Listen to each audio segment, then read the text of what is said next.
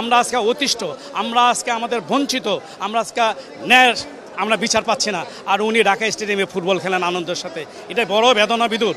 আমাদের আজকের এই যে উপস্থিতি প্রমাণ করে যে আজকে ঢাকাবাসী কতদূর এগিয়েছে। তারা শুধু এটা ধানের শীষের বিজয় ছিল না, এটা শুধু ইশরাক হোসেনের বিজয় ছিল না, এটা বিএনপির বিজয় ছিল না, এই বিজয় ছিল জনগণ। কারণ জনগণই সকল ক্ষমতার উৎস। আজকে যে ভোট দিয়ে তাকে নির্বাচিত করা হয়েছে এবং সুপ্রিম কোর্ট বলেন, সর্বোচ্চ আদালত এবং নির্বাচন কমিশন বলেন গেজেট করেছেন এবং সংবিধানভাবে তারা সম্পূর্ণভাবে অবজ্ঞ করা হচ্ছে।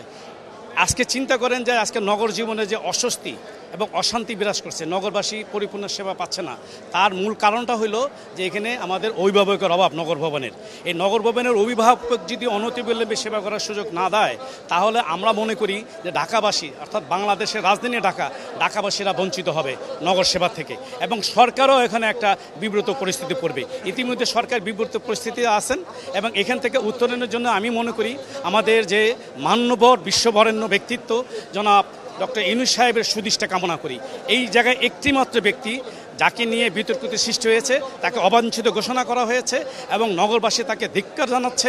প্রতিদিন এই অব্যাহত আন্দোলনের মধ্যে দিয়ে তিনি হলেন আসিফ মাহমুদ সাহেব। আজকে উনি মনের আনন্দ দেখেন, আমরা আজকে অতিষ্ঠ, আমরা আজকে আমাদের বঞ্চিত, আমরা আজকে ন্যায় আমরা বিচার পাচ্ছি না। আর উনি ঢাকা স্টেডিয়ামে ফুটবল খেলেন আনন্দের সাথে, এটা বড় বেদনা বিদুর, এটা কাম্য নয়। আজকে ওনার যদি চিন্তা করা দরকার, ব্যক্তির চেয়ে দল বড়, দলের চেয়ে দেশ বড়, দেশের কথা চিন্তা করে, রাজধানীবাসীর কথা চিন্তা করে, শান্তি স্বস্তি চিন্তা করে জনগণের জন্য।